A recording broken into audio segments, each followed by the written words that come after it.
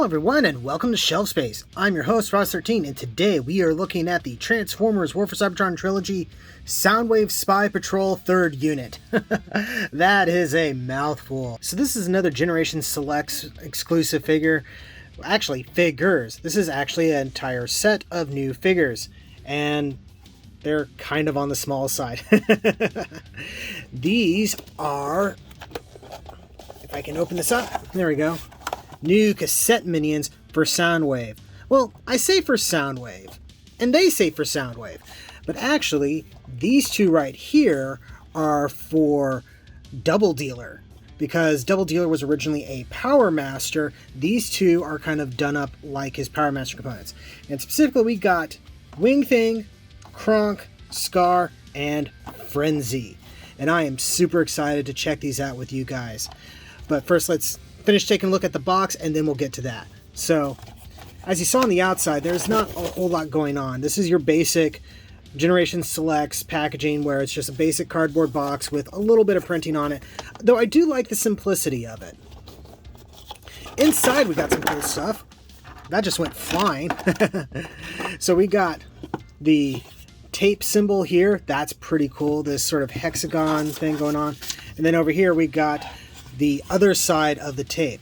I really dig that, and I might hold on to this packaging for a little bit before I end up tossing it or using it as risers or something.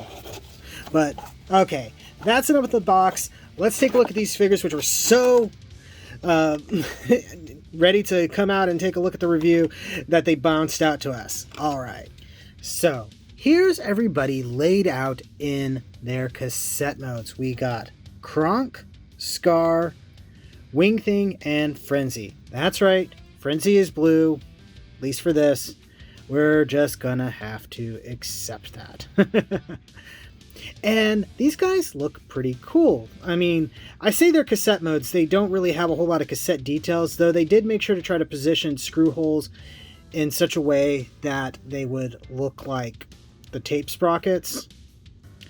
But they come back down to a nice little rectangle. You can see that they have visible robot stuff on the other side, but that's sort of true with the original G1 versions as well, so it is what it is.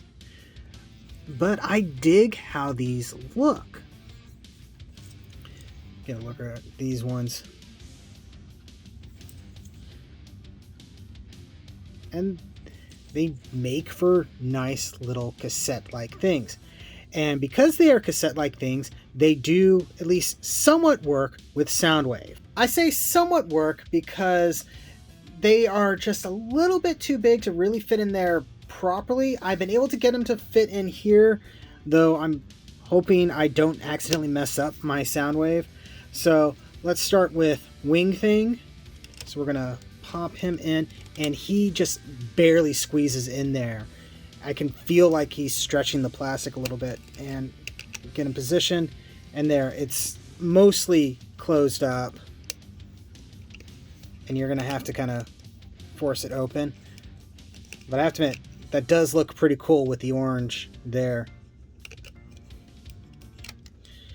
And then let's do Frenzy here. So we're gonna pop that in. This one fits a lot nicer and closes up like it should. Doesn't pop out all the way, though part of that might be because of the paint that is in here.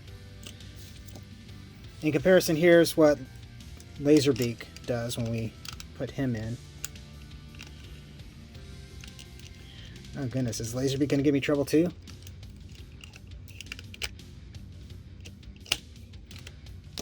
And then here's Ravage.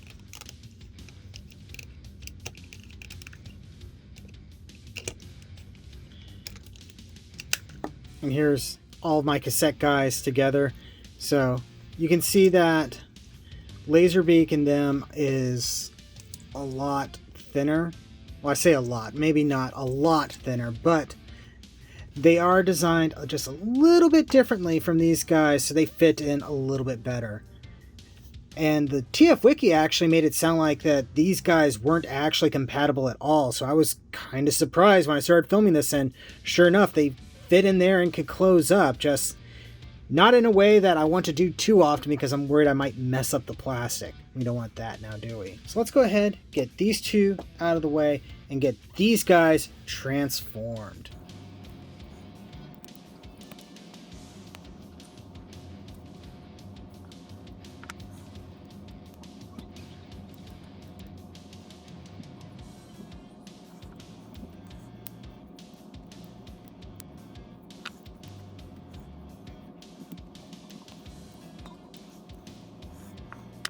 And here's everybody in their robot modes, and I gotta say, I absolutely love how these came out. This also shows something that I think Hasbro does really, really well, and that is repainting things to give them different looks.